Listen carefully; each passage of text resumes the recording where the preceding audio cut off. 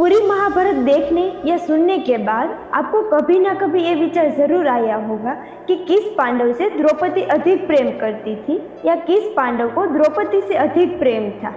आज की इस वीडियो में हम यही जानेंगे। इससे पहले अगर आप हमारे चैनल पर नए हैं तो हमारे चैनल को सब्सक्राइब जरूर कर दें। द्रौपदी के स्वयंवर में अर्जुन ने भाग लिया था। अर्जुन स्वयंवर की प्रतियोगिता जीत गए थे, लेकिन द्रुपद की पुत्री द्रौपदी को पांचों पांडवों के साथ विवाह करना पड़ा था। द्रौपदी समय समय पर पांचों पतियों के साथ रमण करती थी। द्रौपदी ने एक एक वर्ष के अंतराल से पांचों पांडवों के एक एक पुत्रों को जन्म दिया। इस तरह द्रौपदी के 5 पुत्र थे, लेकिन अश्वत्थामा ने महाभारत के युद्ध के अंत में द्रौपदी के इन 5 पुत्रों को सोते समय वध कर दिया। द्रौपदी महाभारत में एक ऐसा चरित्र है जिस पर जितना लिखा जाए उतना कम है। द्रौपदी से एक बार सत्यभामा ने पूछा था कि बहन, तुम्हारे पति पांडवजन तुमसे हमेशा प्रसन्न रहते हैं। मैं देखती हूँ कि वे लोग सदा तुम्हारे वश में रहते हैं, तुमसे संतुष्ट रहते हैं। तुम मुझे भी ऐसा कुछ बताओ कि मेरे श्याम सुंदर भी मेरे वश में रहे। तब द्रौपदी बोली, सत्यभामा, ये तुम मुझसे कैसी दुराचारणीय स्त्रियों के बारे में पूछ रही हो? जब पति को यह मालूम हो तो वह अपनी पत्नी के वश में नहीं हो सकता।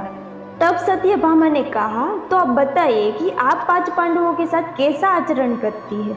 उचित प्रश्न जानकर तब द्रौपदी बोली, सास ने मुझे जो धर्म बताए हैं मैं सभी का पालन करती हूँ और सदा धर्म की शरण में रहती हूँ।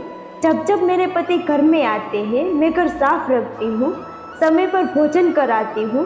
देवता, मनुष्य, सजा धजा या रूपवान कैसा ही पुरुष हो, मेरा मन पांडवों के सिवा कहीं नहीं जाता। पतिदेव के बिना अकेले रहना मुझे पसंद नहीं। बुरी बातें नहीं करती हूँ और बुरी जगह पर नहीं बैठती हूँ और किसी के भी समक्ष असभ्यता से खड़ी नहीं होती हूँ। इस तरह द्रौपदी ने और भी कई बातें बताई। अब सवाल यह उठता है कि क्या द्रौपदी 5 पांडवों में से किसी एक को अधिक प्रेम करती थी या कि 5 पांडवों में कोई एक उससे अधिक प्रेम करता था? बहुत शोध करने के बाद यह बात निकलकर सामने आती है कि भीम ही एकमात्र ऐसा पांडव थे जो द्रौपदी का अधिक ख्याल रखते थे और उन्होंने द्रौपदी का अंत तक साथ दिया था। हम आपको 4 ऐसी घटना बताएंगे जिससे यह साबित हो जाएगा कि भीम ही द्रौपदी को अधिक प्रेम करते थे। पहली घटना, जुए में द्रौपदी को दांव पर लगाने पर सबसे ज्यादा क्रोधित भीम ही हुए थे और उन्होंने युधिष्ठिर का विरोध भी किया था। बाद में जब द्रौपदी का चीरहरण हो रहा था तो सबसे ज्यादा क्रोध भीम को ही हो रहा था, जबकि युधिष्ठिर सहित अन्य पांडव चुप थे। भीम अपने क्रोध पर काबू नहीं रख पाए और उसी समय उन्होंने प्रतिज्ञा ले ली कि दुशासन की छाती का लहू पीऊंगा और दुर्योधन की जंघा उखाड़ दूंगा। महाभारत के युद्ध में भीम ने अपनी इस प्रतिज्ञा को पूरा भी किया था। दूसरी घटना, राजा विराट के राजमहल में 5 पांडव भेष बदलकर 1 साल के अज्ञातवास में रह रहे थे। उसी दौरान राजा विराट के साले कीचक ने कामांध होकर द्रौपदी को देखा और उसे रात को अपने कक्ष में अकेले में बुलाया। यह बात जब द्रौपदी ने भीम को बताई तो भीम ने कीचक का वध करने का प्रण लिया और रात के समय द्रौपदी की जगह खुद कीचक के कमरे में पहुंच गए। द्रौपदी समझकर जैसे ही कीचक ने भीम को हाथ लगाया, भीम ने कीचक को उठाकर पटक दिया। इसके बाद दोनों के बीच युद्ध हुआ और भीम ने कीचक का वध कर दिया।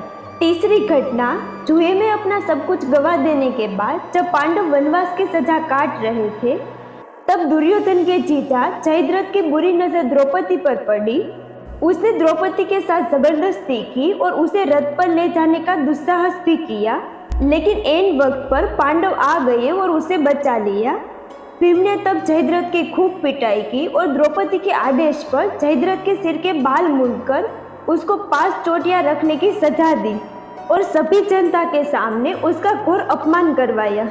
चौथी घटना, महाभारत के युद्ध की समाप्ति के बाद सभी पांडव सशरीर स्वर्ग गए थे। स्वर्ग अर्थात हिमालय के किसी क्षेत्र में जहाँ इंद्रादि का राज्य था। 5 पांडव अपना राजपाट परीक्षित को सौंपकर जब स्वर्ग की कठिन यात्रा कर रहे थे, तब इस यात्रा में भीम ने द्रौपदी का पूरा ध्यान रखा। कठिन चढ़ाई और कांटों भरे रास्तों में हर जगह भीम ने द्रौपदी को हर संभव सहयोग किया। यात्रा के दौरान जब पांडव बद्रीनाथ पहुंचे और वहां से आगे बढ़े तो सरस्वती नदी के उद्गम स्थल पर नदी को पार करना द्रौपदी के लिए कष्टकर हो गया था। ऐसे समय में भीम ने एक बड़ा सा चट्टान उठाकर नदी के बीच में डाल दिया। द्रौपदी ने इस चट्टान पर चलकर सरस्वती नदी को पार किया था। कहते हैं कि माणा गांव में सरस्वती के उद्गम पर आज भी इस चट्टान को देखा जा सकता है। इसे वर्तमान में भीम पुल कहा जाता है। एक जगह द्रौपदी लड़खड़ाकर गिर पड़ी। द्रौपदी को गिरा देख भीम ने युधिष्ठिर से पूछा कि द्रौपदी ने कभी कोई पाप नहीं किया, तो फिर क्या कारण है कि वह नीचे गिर पड़ी। युधिष्ठिर ने कहा, द्रौपदी हम सभी में अर्जुन को अधिक प्रेम करती थी, इसीलिए उसके साथ ऐसा हुआ। ऐसा कहकर युधिष्ठिर द्रौपदी को देखे बिना ही आगे बढ़ गए। जनश्रुति के अनुसार स्वर्ग यात्रा के दौरान द्रौपदी भीम का सहारा लेकर चलने लगी, लेकिन द्रौपदी भी ज्यादा दूर नहीं चल पाई और वह भी गिरने लगी। ऐसे समय भीम ने द्रौपदी को संभाला।